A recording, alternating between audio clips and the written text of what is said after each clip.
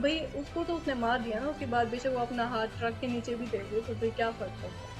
जो सबसे ज़्यादा मोटिवेशन होती है ना, वो आपके रीडर्स ही होते हैं एक राइटर के लिए। और अगर कोई 5 लोग भी आपका नॉवल पढ़ रहे हैं ना, तो आप उन 5 लोगों के लिए भी लिखते हो। समझते हैं कि एक राइटर के लिए आसान नहीं होता किसी भी कैरेक्टर को मारना। फिर बात आ जाती है कि राइटर जो सोच के लिख रहा होता है, मोस्टली रीडर उस चीज़ को नहीं समझ पाते। एक तो ये इस किस्म की जो रील होती है ना कि वो दुनिया का पहला मर्द था या वो ऐसा मर्द था, वो उसके अंदर तो कोई ना कोई बोंगी ज़रूर ही होती है। वो नॉवल ही बोंगा होता है मेरे हिसाब से। माशाल्लाह से हेट कमेंट्स भी बहुत आते थे और 1-2 दफ़ा तो थ्रेट्स भी मिले बहुत ज़्यादा। अगर चाहूँ तो मैं औरत के लिए बहुत कुछ करना चाहूँगी कि भई औरत सिर्फ़ घरदारी के लिए नहीं बनी। मतलब कि अगर सिर्फ़ बेटियों की ही तरबियत के ऊपर वो करते रहेंगे तो बेटे कब सीखेंगे कि उनको क्या करना है। आपने कब रियलाइज़ किया कि आपके अंदर पोएट्री और राइटिंग का टैलेंट मौजूद है? अ, एक्चुअली वैसे तो आज से तकरीबन आई गेस जब मैं 16 इयर्स की थी, लेकिन पोएट्री के अंदर मुझे पहले थोड़ा बहुत इंटरेस्ट था जब मैं 15 इयर्स की थी या 14 इयर्स की थी। रीड भी करती थी, थोड़ा-थोड़ा राइट भी करती थी। लेकिन नॉवल की तरफ मेरा रुझान हुआ ज़्यादा जब मैं 16 इयर्स की थी। तो तब मैं ज़्यादा नॉवेल्स पढ़ना मैंने स्टार्ट किए और सारा कुछ।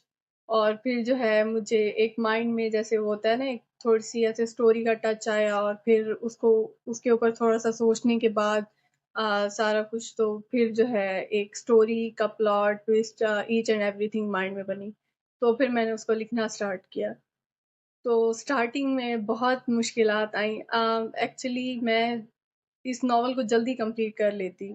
मैं 16 इयर्स की थी जब मैंने इस नॉवल को लिखना स्टार्ट किया था, मिस्टर एंड मिसेस बीस्ट को। इसकी प्री बुकिंग भी वैसे ओपन है। तो उसके अलावा फिर आहिस्ता-आहिस्ता क्योंकि रिस्पॉन्स उतना नहीं मिलता था स्टार्ट में, मैं यूट्यूब चैनल के ऊपर भी पोस्ट करती थी। उस टाइम पे था मेरा यूट्यूब चैनल, अब मैं इतना उसके ऊपर जो है मेरी तवज्जो नहीं है यूट्यूब के ऊपर। तो फिर आहिस्ता-आहिस्ता मतलब कि मैं उसकी वीडियोज़ बना के जो है यूट्यूब के ऊपर पोस्ट करती थी तो इतना रिस्पॉन्स नहीं आता था। ज़्यादा से ज़्यादा 4 व्यूज़ आ गए या ज़्यादा से ज़्यादा 60 इतना हद मतलब कि इतने ही व्यूज़ आते थे। तो बस आहिस्ता-आहिस्ता फिर लिखती गई, मायूस भी हुई बीच में कई दफ़ा, लेकिन फिर लिखते-लिखते आई फाइनली ख़त्म हो गया। That's so good. So writing का आपने कोई कोर्स किया था या टिप्स वगैरह जैसे हम लेते हैं? आपकी कोई नहीं, मैंने इंस्पिरेशन के कोर्स बारे में? वगैरह नहीं किया। इंस्पायरेशन ज़्यादा निम्रा अहमद से हुई थी क्योंकि वो बहुत जगह पे उनके मतलब कि बताती रहती हैं ना टिप्स वगैरह जैसे मतलब कि वो काफ़ी सारी मैंने उनकी यूट्यूब के ऊपर भी उसके अलावा क़ारीन रीड्स का जो है वो सेशंस होते थे, वेबिनार्स वगैरह वो मैंने जॉइन किए थे। तो उससे भी कुछ काफ़ी सारी जो है मुझे टिप्स वगैरह मिली। फिर उसके अलावा फिर आहिस्ता-आहिस्ता मैं इंस्टाग्राम पे भी ग्रो कर रही थी। तो बहुत सारे जो है पुराने राइटर्स भी मुझे मिले और उन्होंने भी काफ़ी गाइड किया इस हवाले से कि क्या करना है, क्या नहीं। फिर ऑनलाइन पब्लिशिंग के हवाले से तो वैसे ही मैं क्योंकि पीडीएफ रीडर थी ज़्यादा, तो जब मैं पीडीएफ रीड करती थी तो वहाँ पे कॉन्टैक्ट्स दिए होते हैं ना ऑनलाइन पब्लिशर्स के, तो उनसे मैंने कॉन्टैक्ट किया और 1-2 से किया, किताब नगरी वालों ने मुझे खुद कॉन्टैक्ट किया था। कि जो है नॉवल पब्लिश करने के लिए और प्राइम उर्दू नॉवेल्स वालों से मैंने खुद जो है वो किया था कॉन्टैक्ट। उसके अलावा फिर यूट्यूब के जो कुछ जो हैं क्रिएटर्स वग़ैरह, उनके मैसेजेस आते रहे कि भई जो है नॉवल की ऑडियो बुक बनानी है। तो उनमें से कुछ को मैंने परमिशन दी और कुछ को मैंने नहीं दी परमिशन, क्योंकि उनकी चैनल के ऊपर कुछ ऐसा कंटेंट था जो मुनासिब नहीं था, तो फिर मैं अपने नॉवल को किसी ऐसे कंटेंट के साथ देखना नहीं चाहती थी। तो मैंने फिर उनको इनकार कर दिया था। तो उसके अलावा फिर बुक की तरफ जो है मेरा अचानक से ही प्लान बना था। मेरा कोई इतना ख़ास इरादा नहीं था कि मैं बुक की तरफ आऊँगी। फ़िलहाल मेरा बस इसका था कि ऑनलाइन में ही है। मेरा तो बुक का मुझे ज़्यादा आइडिया भी नहीं था कि बुक के अंदर कैसे पब्लिश करते हैं, क्या करते हैं। फिर मेरे कुछ फ़ेलोज़ भी थे जिन्होंने मुझे सही तरह से गाइड किया और काफ़ी सारे स्कैम्स भी हुए मेरे साथ इस हवाले से। लेकिन फिर आहिस्ता-आहिस्ता हो ही गया और फिर बुक के अंदर भी पब्लिश हो गया। फिर अब मेरी बात चल रही है बुक टाइम पब्लिकेशन वालों से, तो उनके साथ काफ़ी अच्छा एक्सपीरियंस रहा है मेरा। Good to hear. So my next question is that कि आपके ख़्याल में राइटिंग ज़्यादा मुश्किल है या फिर पब्लिकेशन? राइटिंग भी मुश्किल है, लेकिन उसको पब्लिश करना ज़्यादा मुश्किल यूँ होता है कि आप पब्लिश करने से पहले बहुत से ख़यालात, बहुत से वसवसे आपके ज़हन में आते हैं कि क्या कोई लेगा आपका नॉवल, या कोई पढ़ेगा, या बहुत से सवालात होते हैं। तो राइटिंग के हवाले से भी मैं अगर बताऊँ तो मुश्किलात बहुत पेश आती हैं। जैसे अक्सर राइटर, मैं भी हो गई थी बीच में कहीं-कहीं, राइटर ब्लॉक का शिकार हो जाते हैं। तो उससे डील करने का यही तरीका होता है कि आप कुछ राइटर्स होते हैं जो फिर बीच में, अगर वो राइटर ब्लॉक का शिकार हों तो वो फिर बिल्कुल ही लिखना छोड़ देते हैं।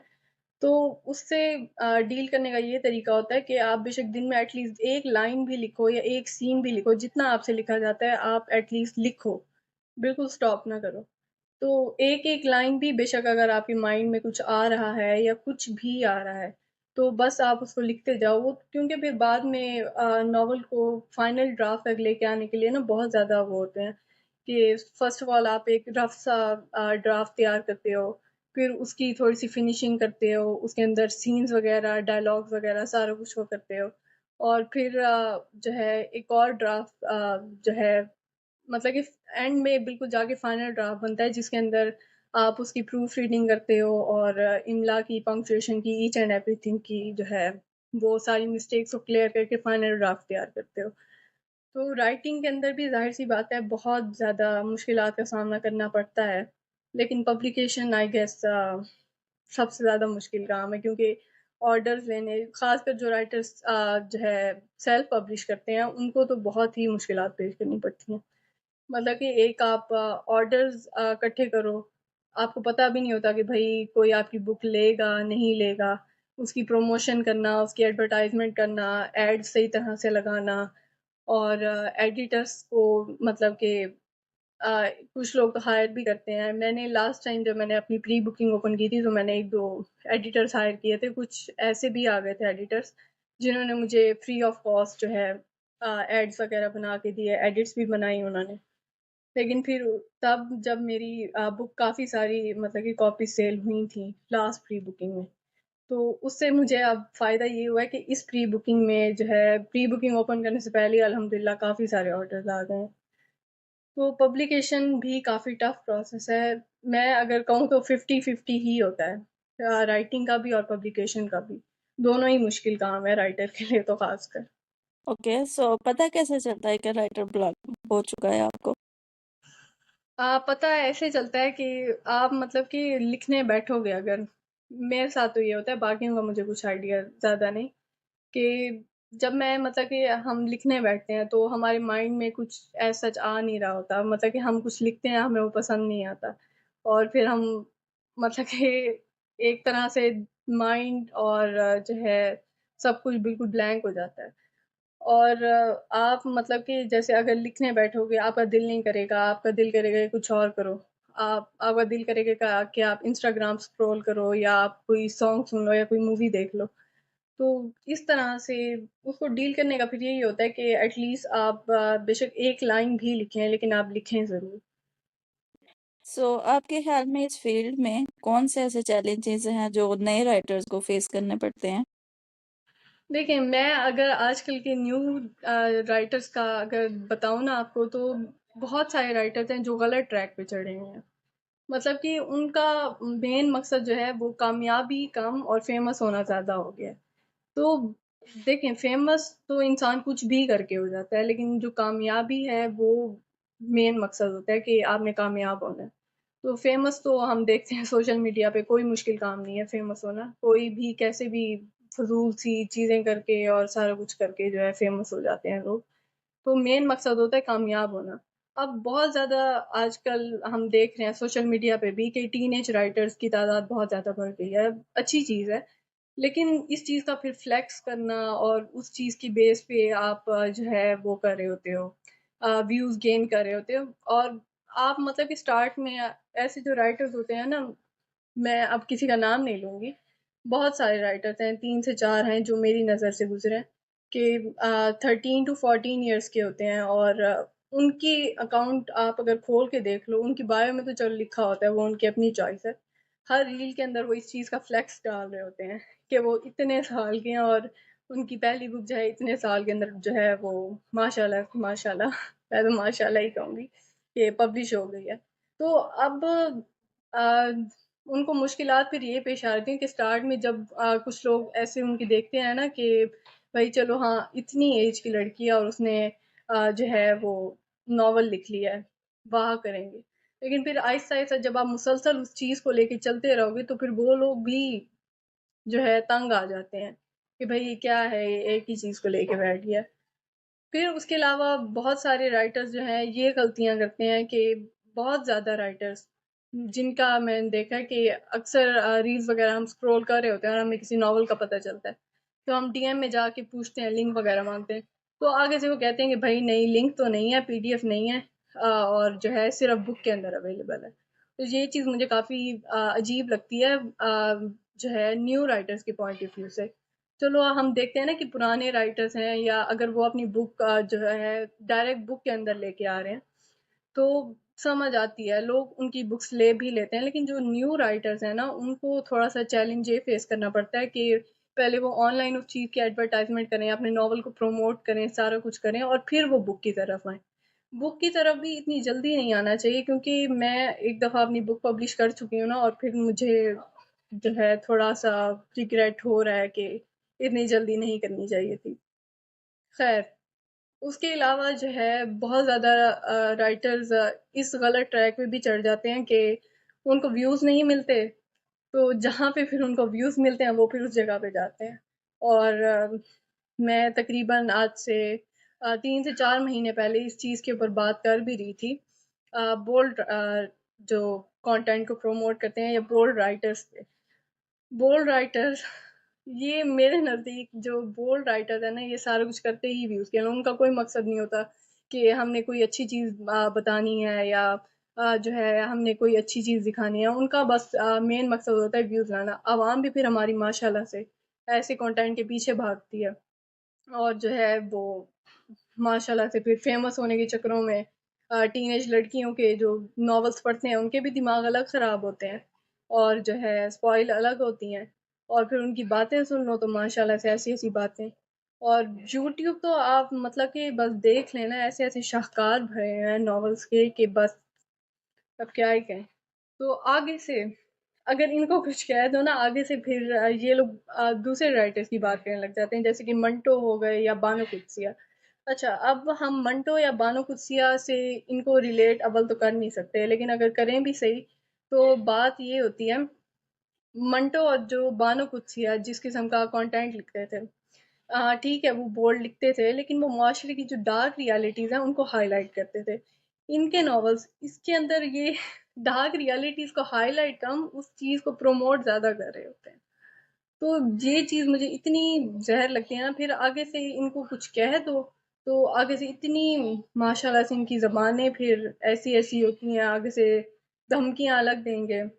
और कुछ एक दो राइटर्स जो इस चीज़ के खिलाफ बोल रहे थे उनके तो अकाउंट भी हैक हो चुके थे। तो इस चीज़ से मैं पहले इस चीज़ के ऊपर काफ़ी अरसा बात करती रही हूँ लेकिन फिर आखिर इंसान का मेंटली पीस सबसे ज़्यादा अहम होता है उसके लिए। तो मैं फिर पीछे हट गई थी। अब भी मैं थोड़ा बहुत बोलती हूँ लेकिन इतना ज़्यादा बोलती नहीं हूँ। जी, आपने जो इन दोनों राइटर्स की बात की ना मंटो और बानो खुद से ही दोनों मेरे फेवरेट हैं, मैंने इन्हें पढ़ा हुआ है। रिसेंटली मैंने राजा गीत पढ़ा था और इसमें मैंने एक चीज़ ये काफ़ी अनकंफर्टेबल था लाइक एक बंदा जो है ना वो नॉर्मल चीज़ें पढ़ना पसंद करता है, हाँ बंदे जी। का होता है ना, तो वो मेरे लिए काफ़ी स्ट्रेसफुल था। लेकिन वो बहुत अच्छा था, मुझे काफ़ी कुछ सीखने को मिला उससे। और दूसरी थैंक यू। बात ये कि लेकिन मेरे लिए काफ़ी चीज़ें थी जो मुझे पता चले जो पहले हम इन चीज़ों पे फ़ोकस नहीं करते।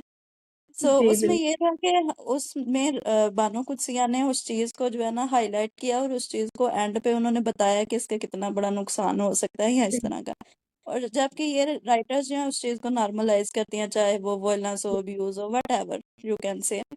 तो हम उनको उनके साथ कंपेयर कर ही नहीं सकते क्योंकि अगर उन्होंने इस बारे में लिखा है तो एंडिंग उन्होंने वैसे किया जो वो डिजर्व करते थे या हमारे रिलीजन या सोसाइटी के एतबार से हो सकती है। सो ये तो बेवकूफ़ी है कहना भी कि ये उन जैसे हैं। अब आप जो है इनकी नॉवल की स्टोरीज़ ही उठा के देख लें। हीरो तो तकरीबन एक ही तरह का होगा, उसके अंदर कूट कूट के गुस्सा भरा होगा, एटीट्यूड भरा होगा। और इनकी माशाल्लाह से हीरोइन है, उनकी हीरोइन की एज ही स्टार्ट हो रही होती है, 14 to 15 ईयर्स की इनकी हीरोइन होती है। और उनकी जो पर्सनैलिटी दिखाई होती है हीरोइन की, माशाल्लाह से वो हुस्न की देवियां होती हैं, ऐसी वैसी होती हैं। और हमारे यहाँ अगर 14 to 15 ईयर्स की लड़कियों को देख लो तो उनको देखने का दिल नहीं करता। मतलब अब मैं किसी को बॉडी शेम नहीं कर रही, लेकिन एक बात बता रही हूँ कि जो है हर लड़की स्टेज से गुजरती है, जब जाहिर सी बात है वो बड़ी हो रही होती है तो बॉडी के अंदर काफी चेंजेस आती हैं और सारा कुछ। मतलब कि हम अगर इस एज में खुद को देखें तो दानों से भरा मुंह होता था हमारा, और उसके अलावा बदसूरती अपने अरूज पे होती थी। और इनकी हीरोइन देख लो तो मासूम चुन्नी मुन्नी सी लड़कियां होंगी, और उनको जमाने की कोई खबर नहीं होगी। और जो हीरो है वो उस पे जुल्म करेगा और फिर बाद में माफी भी मांग लेगा। तो लेकिन अब मैं यहाँ पे आपको एक नॉवल बताती हूँ, रूहे आरम। कुछ अर्सा पहले जो है मैं काफी रोस्टिंग करती रही हूँ इस नॉवल की। हम बहुत सारे राइटर्स ही करते रहे हैं, खैर वो नॉवल है ही इसी काबिल कि उसकी रोस्टिंग की जाए। तो उसके अंदर जो हीरो है वो माशाल्लाह से हीरोइन को थप्पड़ मार रहा है, और इस चीज को रोमांटिसाइज करके दिखाया है कि भाई वो बाद में खुद को भी तो तकलीफ दे रहा है। आगे से लड़कियां ये जस्टिफिकेशन देती हैं कि भाई वो उसको मारे, उसकी भलाई के लिए मारा है, और भाई बाद में वो खुद को भी तो तकलीफ दे रहा है। भाई उसको तो उसने मार दिया ना, उसके बाद बेशक वो अपना हाथ ट्रक के नीचे भी दे दे तो फिर क्या फर्क पड़ता है। लेकिन हाथ को ट्रक के नीचे देने से ज्यादा बेहतर नहीं था वो अपोलोजाइज करना चाह के हाँ, उससे? बिल्कुल। राइटर्स को कहा जाता है कि वो सोसाइटी का काफी अहम हिस्सा होते हैं जो मतलब लोगों को किसी भी तरफ लेके जा सकते हैं। तो आप इस चीज के बारे में क्या कहना चाहेंगे? और दूसरी बात के जो ऐसे बोल्ड राइटर्स हैं और जो नॉर्मल राइटर्स हैं, या अपने आप को आप उनसे डिफरेंशिएट कैसे करेंगी? देखें, सबसे पहले तो मैं आपको इन राइटर्स का जो है अलमिया बताती हूँ। ये देखें, अब ये जो राइटर्स मतलब कि ये सारा कुछ लिख रहे हैं, इनकी अव्वल तो कोई चीज, किसी चीज की कोई सेंस नहीं बनती। जो भी ये कुछ लिख रहे हैं, अभी कुछ अर्सा पहले जो है कुछ दिन पहले एक लड़की का मुझे मैसेज आया कि उसको एक नॉवल रिसीव हुआ पीआर, कि भाई किसी राइटर ने उसको भेजा अपना नॉवल कि भाई वो उसकी प्रमोशन करे और रिव्यू वगैरह दे। अब उसने वो नॉवल स्टार्ट किया, और अब वो थोड़ा सा नॉवल पढ़ के मुझे मैसेज करी कि भाई मुझे पता नहीं था कि ये नॉवल ऐसा निकलेगा, और भाई अब मैं क्या करूँ। अब बेसिकली उस नॉवल की स्टोरी क्या थी, निकाह जैसे पाक रिश्ते को उसके अंदर ऐसे मजाक बना दिया गया। मतलब कि अब उसके अंदर ये दिखाया कि एक लड़की है, मतलब कि तवाइफ है कह लें उसको। तो अब एक लड़का उसको खरीदता है, और बाद में वो लड़की जो है उस लड़के को कहती है कि भाई ठीक है, मैं मतलब कि सच में कोई बुरा काम नहीं करती, मतलब कि मजबूरी के तहत मैं मर्दों के सामने नाचती हूँ, सारा कुछ करती हूँ। और जो है अगर तुमने कोई ऐसा वैसा काम करना है तो तुम मेरे से निकाह कर लो। मेरे नजदीक यहाँ निकाह की लफ्ज की ही बेहुरमती की गई है अगर देखा जाए तो। अब मतलब कि जो भी लोग ये इस नॉवल को पढ़ेंगे उनके दिमाग में निकाह के हवाले से क्या कॉन्सेप्ट बैठेगा, आप खुद सोचें। अब ये नॉवेल्स पढ़ के मेरे नज़दीक कोई भी इंसान निकाह के हवाले से सोचेगा ना तो उसके दिमाग में गंदगी ही चलेगी और कुछ नहीं। तो दूसरा फैक्ट मैं आपको ये बताती हूँ। अब बहुत सी लड़कियां जो है माशाल्लाह से जो ये नॉवेल्स पढ़ती हैं, ज़्यादातर उनकी एज होती ही जो है 12 ईयर्स होती है। 12 ईयर्स की भी लड़कियां होती हैं जो ऐसे नॉवेल्स पढ़ लेती हैं। 13, 14, 15 यही एज होती है ज़्यादातर ऐसे कंटेंट को पढ़ने की, क्योंकि वो लड़कियां कच्ची उम्र में होती हैं, उनको ज़्यादा बुराई का पता नहीं होता और वो बुराई की तरफ ज़्यादा अट्रैक्ट हो भी जाती हैं। तो अब उनके कच्चे ज़हनों के ऊपर क्या इफ़ेक्ट पड़ता होगा इस चीज़ का कि भई मतलब कि अब उनको ये चीज़ नॉर्मलाइज़ लग रही है। अगर खुदा ना ख़ास्ता फ्यूचर में उनके साथ ये सब कुछ हो, तो उनको तो ये चीज़ नॉर्मल लगेगी। और माशाल्लाह से फिर रोमांटिक भी इतना बना के दिखाया होता है उन लोगों ने कि अगला बंदा तो पागल ही हो जाए। फिर एक और फैक्ट ये है कि सिर्फ लड़कियां नहीं पढ़ती हैं नॉवेल्स, लड़के भी पढ़ते हैं। अब हम देखते हैं यहाँ इंस्टाग्राम पे भी बहुत सारे लड़के हैं जो नॉवेल्स पढ़ रहे हैं माशाल्लाह से। और उसके अलावा जो है, अब आप ये सोचें कि जो लड़के इस किस्म की नॉवल पढ़ते होंगे उनकी कैरेक्टर बिल्डिंग कैसी होती होगी। वो तो फिर आगे जाके मेरे नज़दीक दरिंदे बन जाते हैं। सो my next question is that कि आपको अपने स्ट्रगल में कौन सी चीज ज्यादा मोटिवेट रखती है? सबसे पहले तो मैं खुद को मोटिवेट इसी चीज़ से ही करती हूँ कि मतलब कि जो मुझे मुश्किलात फेस करनी पड़ी, मैंने राइटिंग जब स्टार्ट की थी तो एज सच कोई इतनी ज़्यादा स्टार्टिंग में तो कुछ नहीं, क्योंकि मैंने किसी को बताया नहीं था। मैंने अपने फर्स्ट नॉवल की एटलीस्ट 2 एपिसोड्स लिखी, और उसके बाद जो है मैंने सबसे पहले जो मेरे मिडल वाले भाई हैं, शहरियार, उनको मैंने सबसे पहले बताया कि भाई मैं राइट कर रही हूँ, और ऐसे एज सच। फिर ऑब्वियस आहिस्ता आहिस्ता घर वालों को पता चला, और फिर घर वालों से ख़ानदान वालों को पता चला। तो जब ख़ानदान वालों को ख़ासकर पता चला, तो फिर बहुत सारे लोगों के जो है असल चेहरे मेरे सामने जो है वो माशाल्लाह से नाज़िल हुए। फर्स्ट ऑफ ऑल मेरी फैमिली में एक होती थी मेरी फ्रेंड, मतलब कि कज़न वगैरह तो नहीं, लेकिन कह सकते हैं फैमिली फ्रेंड कह लें। तो मेरी उससे मतलब कि अच्छी खासी बॉन्डिंग थी, सारा कुछ थी। लेकिन जब उसको पता चला कि भई मैं राइट कर रही हूँ, और उसने मेरे ऊपर एलिगेशन लगा दिया बगैर मेरे कंटेंट को पढ़े, कि मैं जो है बोल्ड लिखती हूँ। और ऑब्वियस फिर उस टाइम पे मतलब कि मेरे ज़हन में मेरा बोल्ड कंटेंट से इतना कोई वास्ता पड़ा नहीं था, कि मुझे पता नहीं था कि भाई इस टाइप के नॉवेल्स भी एग्ज़िस्ट करते हैं। तो उस चीज़ ने मुझे काफ़ी हर्ट किया।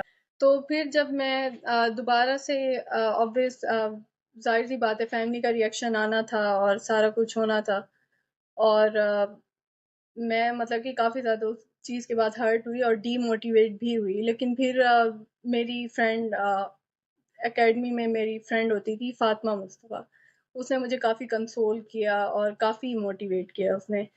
फिर उसके बाद जब मैं आहिस्ता-आहिस्ता अपना नॉवल लिखती गई, और फिर मैं इंस्टाग्राम के ऊपर बहुत ज़्यादा प्रमोट करती थी रील्स वगैरह।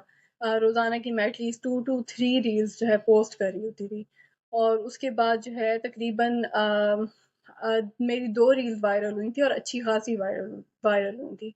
एक तो होता है ना कि 50 आपके आ गए एक रील से रीडर्स, या ज़्यादा से ज़्यादा 40 आ गए, तो ऐसा नहीं था। हज़ारों की तादाद में उन रील्स की वज़ह से मेरे फॉलोअर्स आए, क्योंकि वो ज़रा फ़नी टाइप थी और इस टाइप की थी ना, तो लोग थोड़ा-सा अट्रैक्ट हुए। और रातों रात मेरे नॉवल की रीच इतनी ज़्यादा बढ़ गई कि मैं खुद हैरान थी। तो उसके बाद फिर ऑब्वियस जो है रीडर्स ने ही मुझे मोटिवेट किया, और अच्छा खासा मोटिवेट किया। अल्हम्दुलिल्लाह मुझे अभी ज़्यादा से ज़्यादा 5 टू 4 जो है वो कमेंट्स, नेगेटिव कमेंट्स पास हुए होंगे, लेकिन अब तक जो है मुझे पॉजिटिव कमेंट्स ही मिले हैं लोगों के। तो जो सबसे ज़्यादा मोटिवेशन होती है ना, वो आपके रीडर्स ही होते हैं एक राइटर के लिए।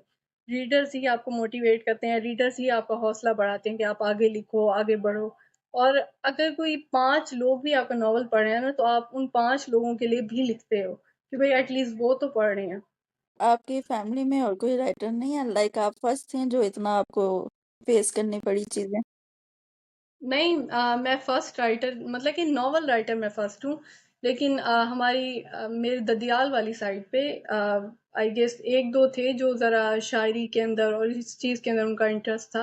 मुझे अब उनका नाम भूल गया है। तो वो मतलब कि थोड़ी बहुत शायरी वगैरह करते थे, और वो काफ़ी मशहूर भी थे। अब मुझे मेरी ये नाअहली है कि मुझे उनका नाम याद नहीं आ रहा। No issue. सो उनको भी चीज़ें फेस करनी पड़ी थी या उनके लिए ये चीज़ें ईज़ी रहीं उनके टाइम पे?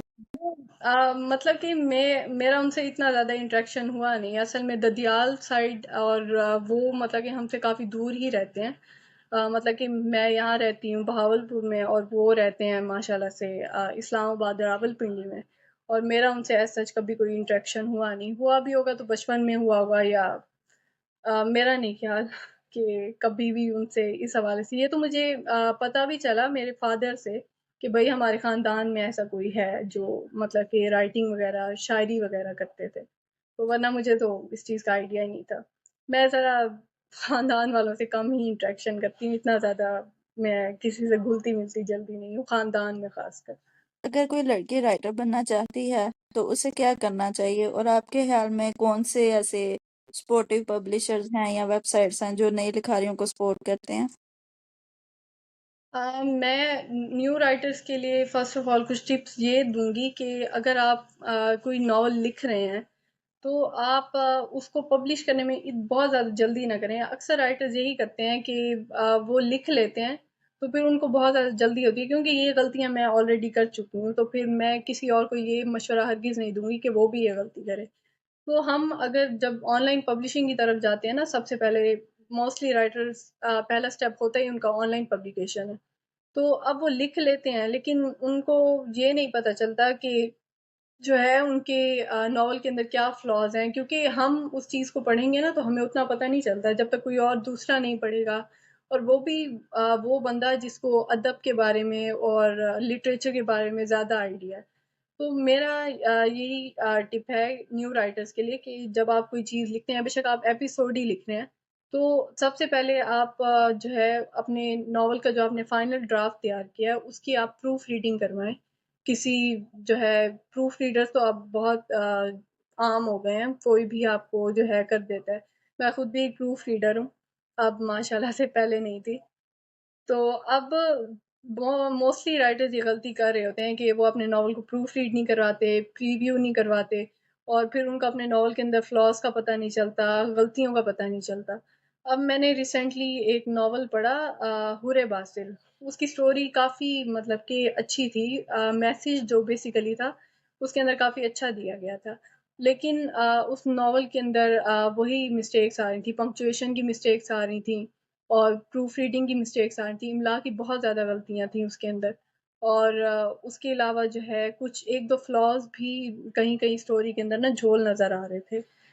तो मैं बस क्योंकि मैं ये गलती कर चुकी हूँ, मैं प्रूफ रीड मैंने करवाया था किसी से, लेकिन वो आगे से माशाल्लाह से स्कैमर निकली, और उसने मतलब कि ऊपर-ऊपर से बस थोड़ा-थोड़ा प्रूफ रीड किया, एंड काफ़ी सारे मेरे नॉवल के अंदर उसने सीन्स भी कट कर दिए, मेरे से बगैर पूछे, और मैं माशाल्लाह से बगैर उसको जाँचे, दोबारा से फ़ाइल को रीड किए बगैर मैंने आगे पब्लिशर को जो है ट्रांसफ़र कर दी फ़ाइल, और वो फ़ाइल कंपोज़ होके आ गई, तो फिर मुझे पता चल रहा है कि भई ये ब्लंडर हो चुका है। तो अगर आप कोई जो है प्रूफ रीड करवाएँ भी सही किसी से, तो आप किसी के रेफ़रेंस से ही करवाएँ, जो मतलब कि आप इस चीज़ के अंदर आते हो बुकस्टाग्राम में, तो आपके बहुत ज़्यादा लोगों के साथ इंटरेक्शन होते हैं, खासकर राइटर्स के साथ, न्यू राइटर्स आपस में इंटरेक्शन कर रहे होते हैं। तो एक दूसरे से आप जो है गाइडेंस लो, मशवरा करो, तो काफ़ी ज़्यादा जो मतलब कि राइटर्स एक दूसरे से इंटरेक्शन करते हैं ना, तो बहुत चीज़ों का पता चल जाता है। तो अब जैसे कि मेरे पास बहुत ज़्यादा लोग जब आते हैं प्रूफ रीडिंग के लिए, खासकर या प्रीव्यू के लिए, तो वो एक दूसरे के रेफरेंस से ही आ रहे होते हैं। अब मोस्टली राइटर्स ये गलती कर रहे होते हैं कि वो नॉवल को प्रीव्यू नहीं करवाते, प्रूफ रीड नहीं करवाते, तो फिर उनका जो नॉवल है वो फिर ऐसे मज़े का नहीं लग रहा होता पढ़ने में। ऐसा कहा जाता है ना कि राइटर्स कुछ ज्यादा ही जज्बाती होते हैं और उन्हें रीडर्स के पसंदीदा किरदारों को मारना बहुत पसंद है। लाइक उन्हें बिल्कुल भी फर्क नहीं पड़ता कि वो मार रहे हैं, वो खुश हो रहे होते हैं कि बंदे रो रहे हैं। जैसे कि एग्जांपल हमारी माला की हम ले सकते हैं। तो ओके, सो आपके ख्याल में ये बात कहाँ तक दुरुस्त है? देखिए, अब मैं आपको ये बताती हूँ, एक फैक्ट बताती हूँ, जो मुझे राइटर बनने के बाद ही समझ आई। अब एक जो राइटर होता है ना, वो जब एक कैरेक्टर को लिख लेता है, मैं नज़दीक उस राइटर को उस कैरेक्टर से इतनी मोहब्बत हो जाती है, बेशक कैरेक्टर जैसा भी है, वो कैरेक्टर आपके लिए एक तरह से औलाद की तरह होता है, मतलब कि आपने उस कैरेक्टर को खुद जो है बिल्ड किया होता है, और सारा कुछ होता है। तो आप ये खुद सोचें कि एक राइटर के लिए आसान नहीं होता किसी भी कैरेक्टर को मारना। मैंने खुद भी नॉवल के अंदर एक ऐसा काम किया था, लेकिन वो ख़ैर जो है ट्विस्ट था नॉवल के अंदर। बेसिकली मैंने किसी को मारा नहीं था। लेकिन एक राइटर के लिए एक कैरेक्टर को मारना बहुत मुश्किल काम होता है। लेकिन अगर वो ऐसा कर रहा है तो उसके पीछे कोई ना कोई रीज़न ज़रूर होती है। अब अक्सर ये होता है कि राइटर अपनी राइटिंग के अंदर बहुत सारी ऐसी चीज़ें लिख रहा होता है, बहुत सारी चीज़ें ऐसे मेंशन कर रहा होता है, जो रीडर उस चीज़ को नहीं समझ पाते, जो राइटर सोच के लिख रहा होता है। मतलब कि अगर कोई राइटर है, उसने कोई अपनी तरफ से मैसेज देने के लिए कोई लाइन ऐसी ऐड किया है, या कोई सीन या कोई ट्विस्ट ऐसा ऐड किया नॉवल के अंदर, जो उसके नज़दीक के वो उस चीज़ से कोई सबक देना चाह रहा है, लेकिन मोस्टली रीडर्स उस सबक को नहीं समझ पाते। अब हम ये माला की एग्ज़ाम्पल ले लें कि निम्रा अहमद ने बेसिकली माला को मारने के बाद बहुत सारी एग्ज़ाम्पल दी हैं, जैसे कि नॉवल के एंड में भी उन्होंने बहुत सारी चीज़ें बताई हैं कि भई मोस्टली लड़कियाँ जो हैं वो उन्हीं लड़कों से मतलब कि कत्ल हो रही होती हैं जिन लड़कों ने कभी उनसे मोहब्बत का दावा किया होता है। अब ये चीज़ें वो लोग नहीं समझ पाते जो कभी इस चीज़ से गुज़रे नहीं हैं या फेस नहीं कर पाए। अब माला की एंडिंग से बहुत ज़्यादा कुछ लोग, मोस्टली नहीं, मैं जिससे भी पूछती हूँ वो माला की एंडिंग के ऊपर जो है भड़क ही जाते हैं। लेकिन बहुत सारे लोग हैं जो माला की एंडिंग से सैटिस्फाइड भी हैं, और वही फिर बात आ जाती है कि राइटर जो सोच के लिख रहा होता है, मोस्टली रीडर उस चीज़ को नहीं समझ पाते या उस चीज़ को नहीं ले पाते कि राइटर ने ऐसा क्यों किया है। तो मेरा ख्याल है कि राइटर को चाहिए उस चीज़ को थोड़ा सा एक्सप्लेन कर दे या सारा कुछ, लेकिन कुछ ज़रूरी नहीं है कि अब राइटर ही हर चीज़ को एक्सप्लेन करे, थोड़ा सा दिमाग रीडर को भी लगाना चाहिए और चीज़ों को समझना चाहिए। ये एक मीम सेशन था कि अगर कोई बहुत बड़ा ट्विस्ट आ रहा है स्टोरी में और राइटर उस चीज को छोड़ के किसी रैंडम सी चीज को फोकस किए हुए है और उसी की डिटेल्स लिखी जा रहे हैं, सो मेरा क्वेश्चन ये है कि आप ऐसा क्यों करते हैं? फिलहाल मैंने तो ऐसा कोई सच काम किया नहीं है, लेकिन अगर मैं फ्यूचर में ऐसा कुछ करूं तो फिर मुझे शायद इस चीज़ की ज़्यादा डिटेलिंग समझ आए। लेकिन बात ये होती है कि जब हम कोई ट्विस्ट या प्लॉट ऐड करने लगते हैं ना, तो हमने ना उसके पीछे एक ऐसी इमोशनली उसको स्ट्रॉन्ग इस तरह से बनाना होता है कि जैसे अगर हम कोई ट्विस्ट ट्विस्ट लाने वाले हैं या कोई सस्पेंस खोलने वाले हैं, तो उससे पहले हम रैंडमली चीज़ों के बारे में डिस्क्राइब करना इसलिए स्टार्ट करते हैं ताकि रीडर को कोई हिंट ना मिले, या कोई इस तरह से एज सच उसको ये ना हो कि भाई हाँ भाई कोई ट्विस्ट आने वाला है या कोई इस तरह से कुछ होने वाला है। और फिर जब अचानक से वो इस चीज़ को पढ़ेगा तो फिर वो इमोशनली ज़्यादा उस चीज़ से जो है अटैच हो जाएगा। और मैं मतलब कि मैं भी इस चीज़ को कभी कभार ऐड यूं करती हूँ कि अगर मैंने कोई बहुत बड़ा सस्पेंस लाना होता है किसी चीज़ में, जैसे अब मैं आखिरी दीवार लिख रही हूँ, तो उसके अंदर भी एक ऐसा प्लॉट या सस्पेंस अचानक से रीडर को देखने को मिलेगा। तो उससे पहले यही होता है कि अगर आप चीज़ों को थोड़ा नॉर्मलाइज़ करना स्टार्ट कर दो या रैंडमली किसी और सीन या किसी और चीज़ के ऊपर नॉवल के अंदर बात करना या लिखना स्टार्ट कर दो, तो राइटर का उस चीज़ से थोड़ा-सा ध्यान जो है हट जाता है। और फिर जब वो अचानक उस चीज़ को पढ़ता है तो फिर वो इमोशनली ज़्यादा उस चीज़ से अटैच हो जाता है। वो जो सीन की तासीर होती है ना, वो ज़्यादा स्ट्रॉन्ग बन जाती है उससे। मेरा तो यही ख़्याल है, बाकी सो बाकियों का और क्या है। आई होप सो कि आप लोग समझ सकें इस बात को। आपको कब एहसास हुआ कि आप किसी खास मकसद के लिए भेजी गई हैं, मतलब जो सिर्फ आप ही पूरा कर सकती हैं? आपको कभी मुझे ऐसा वैसे लगा? मुझे वैसे अभी तक इस चीज़ का एहसास हुआ नहीं है कि मैं किसी ख़ास मकसद के लिए भेजी गई हूँ। लेकिन जब मैं आई गेस बोल्ड कंटेंट के हवाले से बहुत आर्टिकल्स मैंने लिखा, मतलब कि सिर्फ़ मैंने नहीं, बहुत सारे राइटर्स, हमने बेसिकली टीम्स बनाई थी, कम्युनिटीज़ बनाई थी। हम चैनल्स को रिपोर्ट करते थे और बहुत कुछ करते थे। तो हम उस चीज़ को जब इतना ज़्यादा उस चीज़ के अंदर इन होके वो सारा कुछ कर रहे थे, तो अक्सर मुझे लगता था कि भई ये मतलब कि क्या है, कि क्या सिर्फ़ हमारी ज़िम्मेदारी इस चीज़ को करना, लोग समझते क्यों नहीं हैं या पीछे नहीं हटते। अक्सर लोग समझ भी जाते थे और उनको इस चीज़ का आइडिया हो जाता था कि भई वो गलत रास्ते के ऊपर है और ये चीज़ वाक़ई में गलत है, तो वो पीछे हट भी जाते थे। तो हाँ, एक दफ़ा मुझे ऐसा ज़रूर एहसास हुआ था कि हमारे यहाँ राइटर हैं ज़ैन अली, वो और ईमान बाबर हैं, उसके अलावा और भी बहुत सारे राइटर्स हैं जिन्होंने मतलब कि बाकायदा टीम्स बनाई थी इस चीज़ को रिपोर्ट करने के लिए, और इस चीज़ के खिलाफ हम आर्टिकल्स लिखते थे और सारा कुछ करते थे कि भाई बोल्ड राइटर को बैन हो जाना चाहिए। हमने बाकायदा आई गेस लेटर्स भी लिखे थे गवर्नमेंट के प्लेटफॉर्म्स के ऊपर कि भाई इन यूट्यूब चैनल्स को या इन अकाउंट्स को जो है बंद हो जाना चाहिए। तो उस टाइम पे अक्सर लड़कियों के कमेंट्स आते थे कि भाई हम मतलब कि इस रास्ते के ऊपर थे, और एक दो दफ़ा मेरा नाम भी लिया कुछ लड़कियों ने, और जैन अली हैं, ईमान बाबर हैं, उसके अलावा उमाइमा शफ़ीक हैं, और भी बहुत सारे लातादाद राइटर्स हैं जिन्होंने इस चीज़ के खिलाफ आवाज़ उठाई।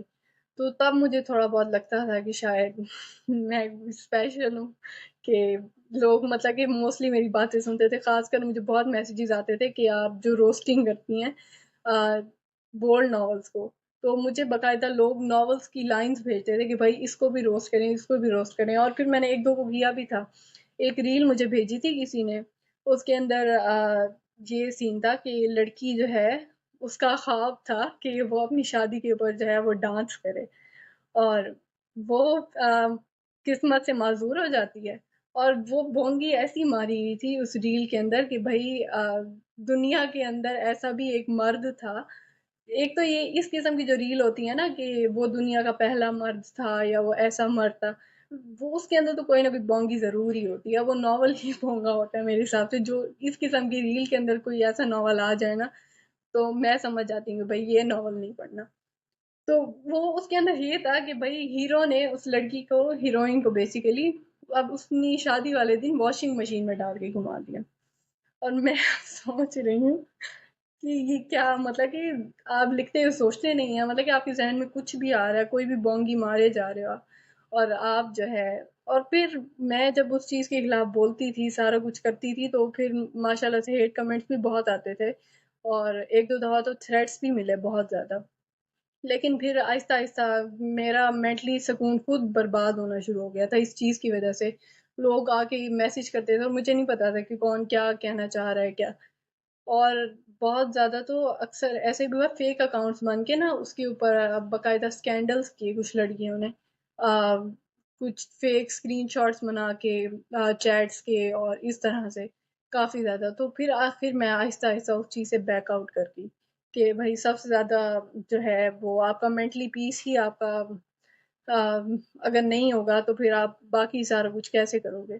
तो अब भी मैं थोड़ा बहुत बोलती हूँ उस चीज़ के हवाले से, लेकिन जो है पहले से कम कर दिया। तो आपने ये जो इतना माशाल्लाह अच्छा काम किया, करना भी चाहिए, ये हर बंदे का फर्ज है। सो आपने इसमें कोई देखा है, कोई चेंज आया या उस चीज में थोड़ी कमी आई, रीडरशिप उनकी कम हुई, अवेयरनेस आई? बिल्कुल, बहुत सारे लोग जो थे उस चीज़ से बैक आउट कर गए थे। ख़ासकर उमाइमा शफ़ीक भी इस चीज़ के ऊपर, उमाइमा शफ़ीक आपको शायद पता हो, वो मोस्टली यूट्यूब के ऊपर ही राइड करती हैं और काफ़ी अच्छा कंटेंट लिखती हैं वो। तो उन्होंने यूट्यूब के ऊपर इस चीज़ के मामले से अवेयरनेस फैलाई, और हम बहुत सारे राइटर थे जिन्होंने इंस्टाग्राम, फेसबुक वगैरह पे, टिकटॉक पे इतना नहीं, आई गेस कुछ लड़कियों ने किया भी होगा, लेकिन हम जो थे वो टिकटॉक की तरफ इतना ज़्यादा नहीं आए थे। टिकटॉक के ऊपर बहुत गंद है इस तरह का।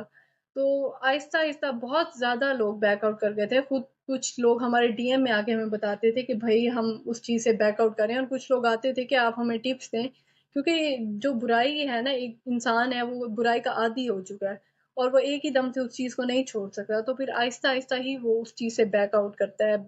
और कुछ लोग आते थे कि भई हमें मतलब कि कुछ टिप्स दें कि हम इस चीज़ से कैसे जान छुड़ाएँ या कैसे बैक आउट करें। तो मेरे नज़दीक हमारे वो अवेयरनेस फैलाने से एटलीस्ट ये हुआ है कि लोगों बहुत सारे लोगों को जहाँ पता नहीं था कि भई ये चीज़ गलत है, वहाँ मोस्टली 80% तो लोगों को पता चल ही गया होगा कि ये चीज़ गलत है, और अब जो गलत समझ के भी उसको गलत कर रहे हैं, तो उनका फिर अल्लाह ही हाफ़िज़ है। लेकिन जो बैक आउट कर गए हैं, तो उनके लिए good wishes. That's so sweet. Society की ऐसी कौन सी प्रॉब्लम है जो आप सॉल्व करना चाहती हैं अपनी प्रैक्टिकल लाइफ में? फर्स्ट ऑफ ऑल, मैं अगर चाहूँ तो मैं औरत के लिए बहुत कुछ करना चाहूँगी। आजकल के ज़माने में अब मतलब कि हम 2026 के अंदर हैं, लेकिन फिर भी आई गेस काफ़ी ज़्यादा अवेयरनेस इस चीज़ के हवाले से फैल गई है, लेकिन अभी भी बहुत ज़्यादा ऐसे लोग हैं जो जिनकी औरत के हवाले से जो है वही पुराने ख़्यालात घिसे-पिटे कि औरत को ये नहीं करना चाहिए, औरत को वो नहीं करना चाहिए। और फर्स्ट ऑफ ऑल बहुत ज़्यादा लोग इस चीज़ के हक में नहीं होते कि भई औरत जॉब करे। भई औरत क्यों नहीं कर सकती जॉब? मेरा ये है कि अब फिर आगे से बहुत ज़्यादा लोग ये कहते हैं कि जो है जॉब करना, कमाना मर्द की ज़िम्मेदारी है और औरत की ज़िम्मेदारी है कि वो घर बैठ के घर सँभाले। तो अब मैं ये कहती हूँ कि फ़र्स्ट ऑफ ऑल ये किसी किताब में नहीं लिखा कि औरत जो है वो घरदारी के लिए ही बनी है। अब आप ये देखें कि 50% अगर औरत की आबादी है एक मुल्क के अंदर, तो अगर 50% बेशक मर्द, अव्वल तो 50% मर्द काम करें ऐसा हो ही नहीं सकता। माशाल्लाह से कुछ गंदे अंडे भी होते हैं हमारी सोसाइटी के अंदर जो बिल्कुल ही आपके सामने ही है। तो अब ऐसा पॉसिबल ही नहीं है कि भई मर्द काम करें और जो है औरतें अगर 50% आबादी है उनकी और वो काम ना करें तो मुआशरा या मुल्क जो है वो तरक्की करे। तो जब तक मुल्क के अंदर 80% या 70% लोग काम नहीं करेंगे, प्रोग्रेस के लिए जो है वर्कआउट नहीं करेंगे तो वो मुल्क और जो है मुआशरा फिर वही हाल होगा जो आज हमारे मुल्क का हाल है। तो फर्स्ट ऑफ ऑल औरत के हवाले से मेरा ख्याल है कि लोगों की सोच काफ़ी चेंज करने की ज़रूरत है कि भई औरत सिर्फ़ घरदारी के लिए नहीं बनी। अब बहुत ज़्यादा लोग अब मर्द जो है कमाता भी है, चलो ठीक है, ये भई आप ही की थ्योरी है मर्दों की कि भई कमाना मर्द का काम है और घरदारी औरत का काम है। अब मर्द जो है वो कमाते भी हैं, फिर आगे से एहसान भी जताएँगे कुछ मर्द जो हैं। अब वही फिर बात है कि अच्छे-बुरे लोग हर जगह होते हैं। तो आप मतलब कि अगर आपकी ज़िम्मेदारी है, तो फिर वो आपका फ़र्ज़ है ना, आप फिर एहसान किस बात का जता रहे हो? अब वही बात अगर औरत ये एहसान जता दे कि भई मैंने सारा दिन ये किया है, मैंने ये किया है। फ़र्स्ट ऑफ़ ऑल एक ये लफ़्ज़ मुझे इतना ज़हर लगता है कि तुम करती क्या हो? तुमने सारा दिन किया क्या? अब औरत से सवाल फिर लोग ये करते हैं कि भई तुम मतलब कि तुम्हारा ये काम है, ये है, वो है। अब भई मर्द की भी तो फिर अगर आपके हवाले से आप खुद कहते हो कि मर्द की ज़िम्मेदारी है और फिर औरत को आप किस हवाले से सुना रहे हो?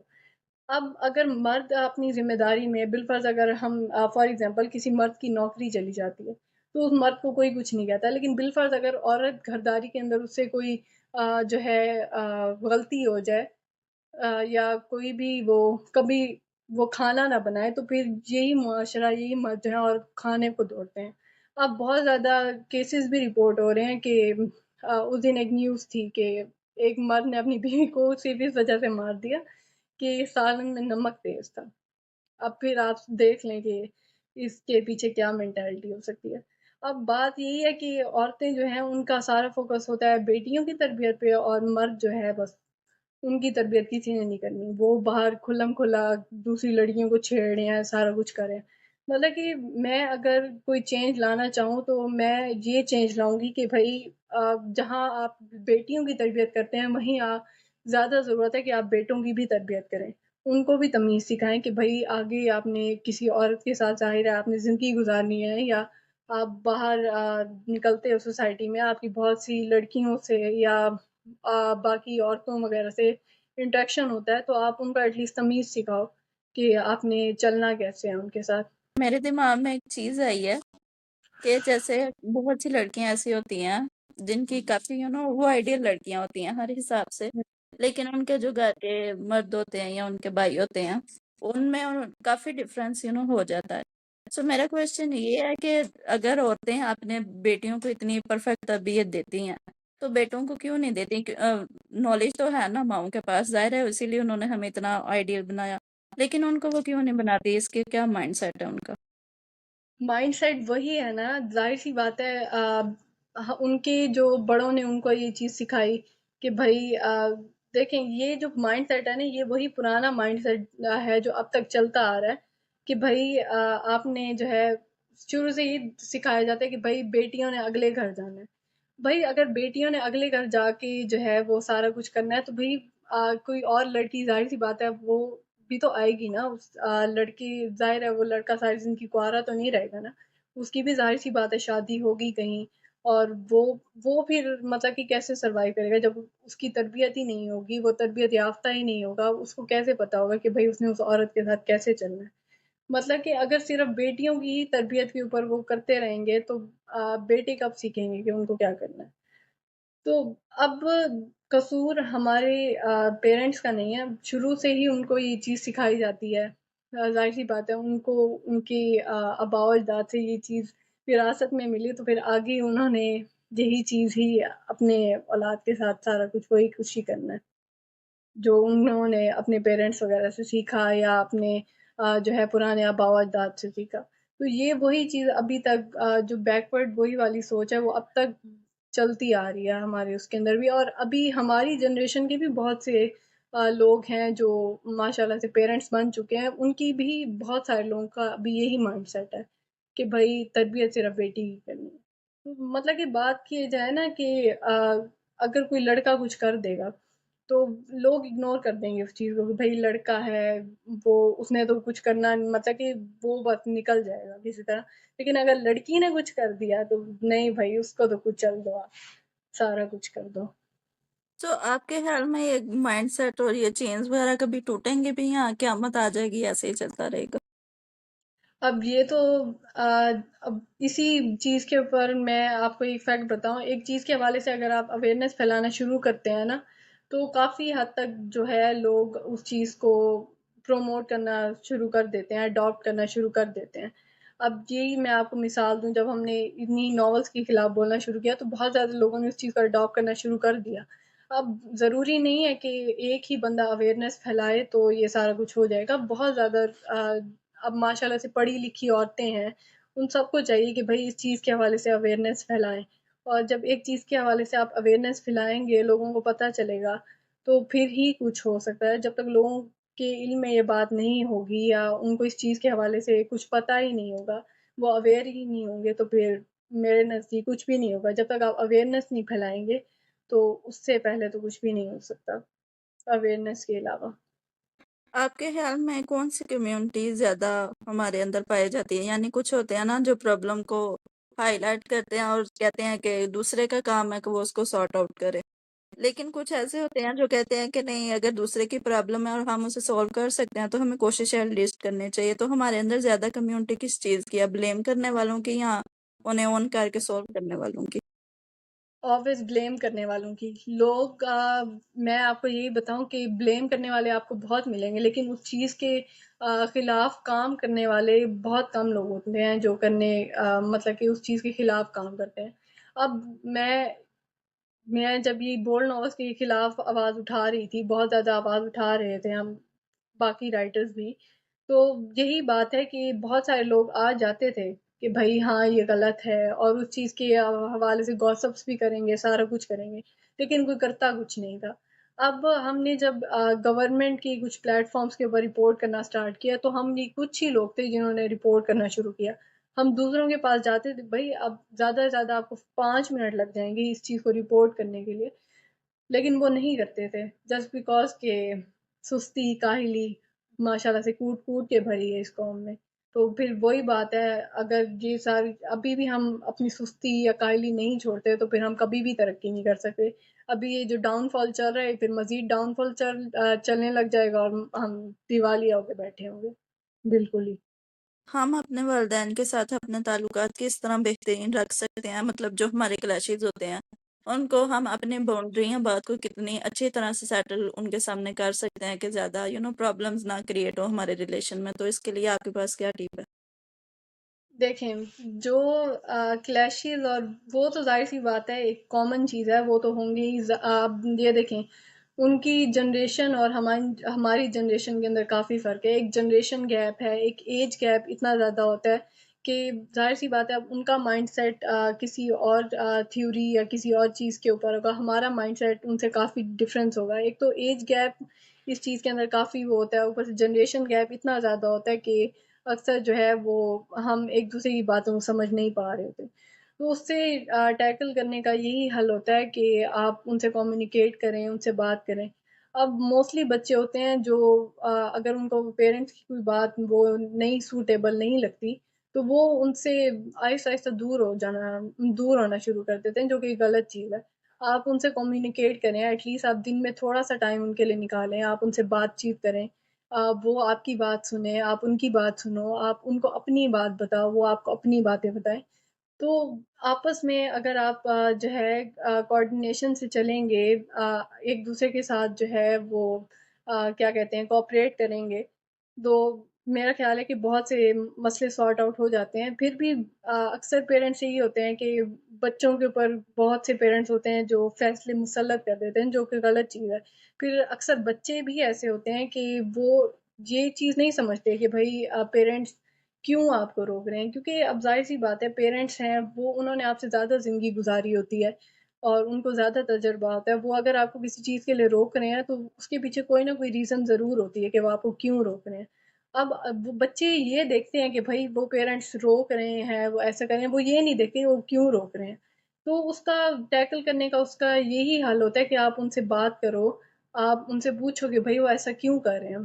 तो जब तक आप बात नहीं करोगे, चुप करके गुमसुम बन के बैठे रहोगे, तो ताल्लुकात नहीं बेहतर होते। ताल्लुकात बेहतर करने का जो सबसे ज़्यादा बेहतर तरीका है वो कम्युनिकेट करना ही है। जब तक आप कम्युनिकेट नहीं करोगे उनसे, आप उनसे बात नहीं करोगे, आप उनका पॉइंट ऑफ व्यू नहीं समझोगे, अपना पॉइंट ऑफ व्यू उनको नहीं समझाओगे तो मसला हल नहीं होगा, उल्टा मसला बढ़ेगा।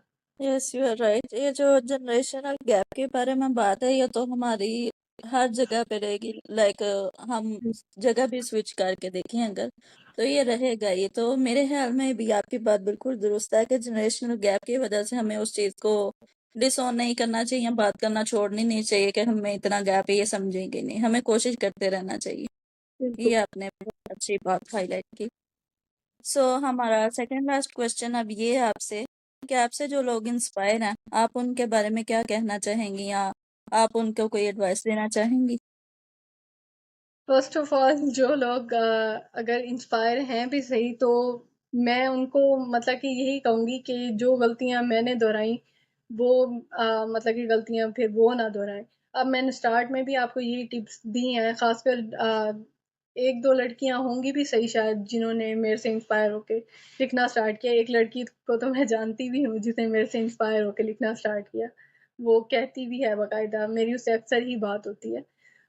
और तो मैं उनको टिप्स देती रहती हूँ, जो लड़कियाँ आती हैं मेरे पास और वो कहती हैं कि भई आप भी हमें इस चीज़ के हवाले से गाइड करें, तो मोस्टली राइटर जो हैं वो नहीं करते, गाइड नहीं करते। अब मैं भी स्टार्ट में जब किसी के पास गाइडेंस के लिए जाती थी, जिनसे मैं इंस्पायर थी, तो वो नहीं करते थे। गाइड ही नहीं करते थे या बहुत सारे तो होते हैं गलत गाइड कर देते हैं। तो फिर मैं जिन लोगों से इंस्पायर होती थी वो फिर ज़ाहिर-सी बात है जब वो ऐसा बिहेवियर रखते थे मेरे साथ तो आहिस्ता-आहिस्ता वो मेरे दिल से गुज़र जाते थे। सॉरी उतर जाते थे। तो अब जो लोग अगर कोई है भी सही इंस्पायर तो उसको मैं फिर यही कहूँगी कि अगर आपको मेरे हवाले से कोई भी चीज़ गलत लगी क्योंकि हर इंसान उसके अंदर गलतियाँ भी होती हैं, उसके अंदर अच्छाइयाँ भी होती हैं, तो ज़रूरी नहीं है कि हमेशा आप जो है सही हो हर बात में, मैं भी गलत हो सकती हूँ, किसी चीज़ के अंदर, किसी बात के अंदर।